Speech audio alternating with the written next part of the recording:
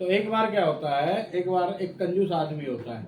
तो कंजूस आदमी क्या करता है कि अब उसकी कभी दान वान तो करता नहीं है, तो उसकी जो पत्नी होती है कहती है भाई कुछ दान का काम कर लिया करो, कुछ पुण्य का काम कर लिया करो।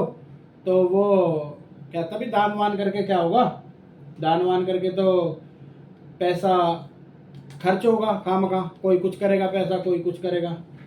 तो क्या होता है कि उसकी पत्नी कहती है चलो दान वान मत करो, पुण्य का काम कर लो, धर्म का काम कर लो। तो क्या होता है कि तो क्या काम करूँ ऐसा, हर का जो भी काम करूँगा उसमें पैसा तो खर्च होगा ही होगा। तो जब ऐसा कहती है तो उसकी पत्नी कहती है कि भाई ऐसा करो कि गंगा स्नान कर लो। तो हाँ यार ये तो काम कर सकते हैं, गंगा स्नान का काम ठीक है, इसमें कुछ पैसा भी नहीं लगना। तो कहता कि ठीक है।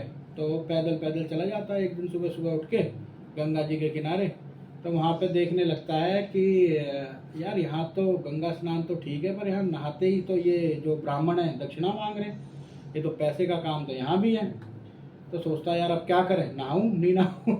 तो मन में उसके ऐसा विचार आता।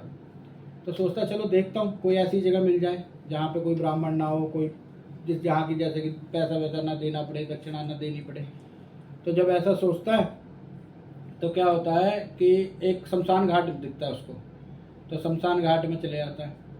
तो जब शमशान घाट में चले जाता है तो कहता है कि हाँ ये जगह ठीक है यार, यहाँ तो कोई नहीं है पैसा मांगने वाला। तो जाके नहाने लगता है। तो भगवान क्या सोचते हैं कि उसकी परीक्षा लेने के बारे में भगवान सोचते हैं।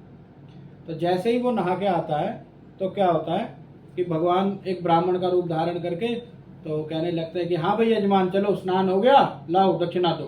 दक्षिणा दक्षिणा तो मेरे पास है ही नहीं। तो ये कहता है कि दक्षिणा नहीं है, दक्षिणा तो देनी पड़ेगी। अगर दक्षिणा नहीं दोगे तीर्थ पे स्नान करने के बाद में तो तीर्थ का स्नान माना नहीं जाएगा। तो बोले कि यार पैसा तो है नहीं। तो भगवान समझाते हैं उसे। तो कहता है जब मेरे पे है ही नहीं मैं कहाँ से दूँ।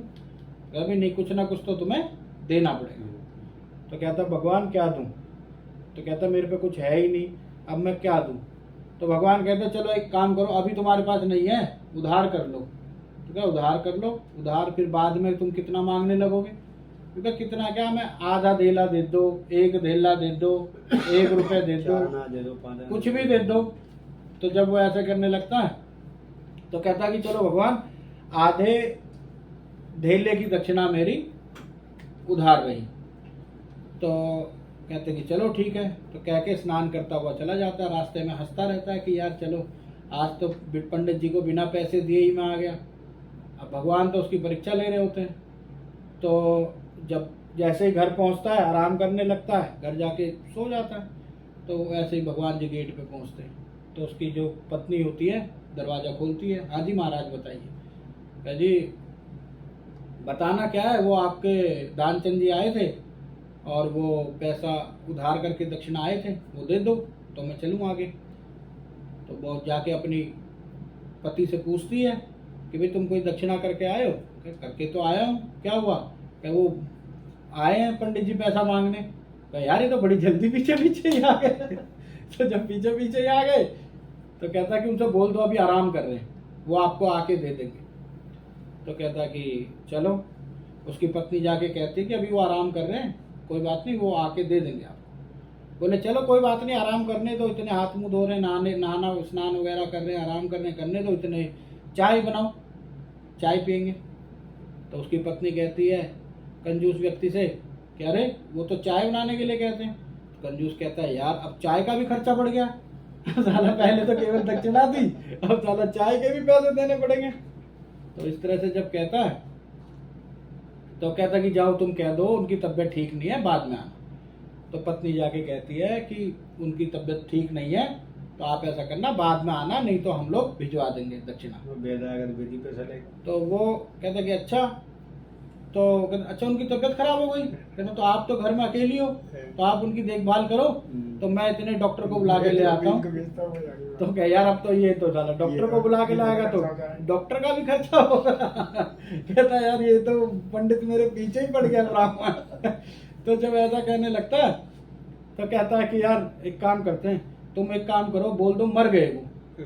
तो वो जाके कहते हैं कि भाई ये तो मर गए। तो वो मर गए। तो तो अरे तो तुम तो अकेली हो, तो मैं एक काम करता हूँ, मैं पूरे गांव को इकट्ठा करता हूँ कि भाई दानचंद जी मर गए। तो जब इस तरह से पूरे गांव को इकट्ठा करने लगते हैं कि भाई दानचंद जी तो मर गए, पूरा गांव इकट्ठा हो जाता है। अब उसकी धर्मपत्नी कहती है अब क्या करें? कहती अब क्या करें, अब तो मरना ही पड़ेगा, पूरा गांव इकट्ठा हो गया है, या तो आधे देले की दक्षिणा देनी पड़ेगी या मरना पड़ेगा। तो कहता है कि चलो मरने का करते हैं, क्या पता पंडित चला जाए तो मैं बाद में उठ जाऊंगा। तो पंडित जी भी साथ साथ चलते हैं। तो जाते जाते शमशान घाट पे पहुंच जाते हैं। तो शमशान घाट पे जब पहुंच जाते हैं तो चिता लगा दी जाती है, सब कंजूस व्यक्ति को उसके ऊपर रख दिया जाता है। तो भगवान ने जो रूप ब्राह्मण होते हैं भगवान का रूप लेके वो सोचते हैं कि यार ये तो मर जाएगा, पैसा तो देगा नहीं लेकिन ये प्राण दे देगा। तो भगवान सोचते हैं, तो भगवान कहते हैं कि गांव वालों से कि चलो मैं एक बार ये आखिरी बारी देखता हूँ, इसके कान में एक मंत्र पढ़ता हूँ, अगर हो सकता है कि जिंदा हो जाए, और अगर नहीं हुआ तो फिर इसका अंतिम संस्कार करना पड़ेगा। तो भगवान उसके कान में बोलते हैं कि मैं कोई ब्राह्मण नहीं हूँ, मैं भगवान हूँ, तुम अपनी आंखें खोलो। तो वो अपनी आंख खोलता है तो देखता है अरे ये तो वही ब्राह्मण है। तो कहता है कि भाई चल ये तो वही ब्राह्मण है। तो फिर आंख बंद करके मरने का नाटक करने लगता है। तो जब देखते भगवान बोलते हैं कि यार ये तो सही में मर जाएगा। फिर भगवान उसके कान में कहते हैं कि मैं कोई ब्राह्मण नहीं हूँ, मैं भगवान हूँ, तू मुझे आधा देला तूने नहीं देना, मत दे पर अपने प्राण मत दे। तो इस पर वो कहता है बल्कि तू मेरे से उल्टा कोई वरदान मांग ले। तो वो कहता है कि भगवान मुझे कोई वरदान नहीं चाहिए, मुझे ना तुमसे कुछ लेना है ना मुझे कुछ देना है, तो मुझे तो केवल आधे धेले की जो दक्षिणा उधार करी थी उसे आप माफ कर दो, तो मेरा जीवन सफल हो जाए। तो भगवान तथास्तु कह के चल जाते हैं, उसके दक्षिणा को माफ करके अंतर्धान हो जाते हैं। तो दोस्तों कैसी लगी आपको कथा? कमेंट में जरूर बताइएगा। जो लोग चैनल से नहीं जुड़े चैनल को सब्सक्राइब